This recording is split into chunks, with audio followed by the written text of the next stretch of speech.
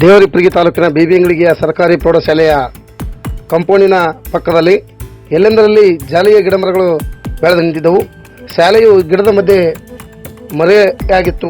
ಹಾಗೆ ಎಸ್ಡಿಎಂಸಿ ಅಧ್ಯಕ್ಷರಾಗಿ ಆಯ್ಕೆಯಾದ ಅಶೋಕ್ ಗಡಿಯಾದ ಹಾಗೂ ಉಪಾಧ್ಯಕ್ಷರಾದ ಯುನಿಸ್ ದೊಡ್ಮನಿರವರು ಗಂಭೀರವಾಗಿ ಈ ವಿಷಯವನ್ನು ತಮ್ಮ ಗಮನಕ್ಕೆ ತೆಗೆದುಕೊಂಡು ಶಾಲೆಯ ಕಾಂಪೌಂಡಿನ ಪಕ್ಕದಲ್ಲಿರ್ತಕ್ಕಂಥ ಎಲ್ಲ ಜಾಲಿಯ ಮರಗಳನ್ನು ತೆಗೆಸಿ ಮತ್ತು ಅಕ್ಕಪಕ್ಕದಲ್ಲಿರ್ತಕ್ಕಂಥ ಎಲ್ಲ ಒಂದು ತ್ಯಾಜ್ಯ ವಸ್ತುಗಳನ್ನು ಸ್ವಚ್ಛಗೊಳಿಸಿ ಅಧ್ಯಕ್ಷ ಅಶೋಕ್ ಗಡಿಯಾದ ಹಾಗೂ ಉಪಾಧ್ಯಕ್ಷ ಯುನಿಸ್ ದೊಡ್ಮನಿ ಅವರು ನೂತನವಾಗಿರ್ತಕ್ಕಂಥ ಅಧ್ಯಕ್ಷ ಮತ್ತು ಉಪಾಧ್ಯಕ್ಷರಾಗಿ ಆಯ್ಕೆಯಾದ ಶಾಲೆಯು ಈ ಶಾಲೆಗೆ ಅಕ್ಕಪಕ್ಕದಲ್ಲಿ ಬೆಳೆದಿರ್ತಕ್ಕಂಥ ಎಲ್ಲ ಕಸಕಂಟಿಗಳನ್ನು ಕಿತ್ತೊಗೆದು ಒಂದು ಸ್ವಚ್ಛತವಾಗಿರ್ತಕ್ಕಂಥ ಶಾಲಾ ವಾತಾವರಣವನ್ನು ಮಕ್ಕಳಿಗೆ ಕಲ್ಪಿಸಿಕೊಳ್ಳಲು ಮುಂದಾಗಿದ್ದಾರೆ.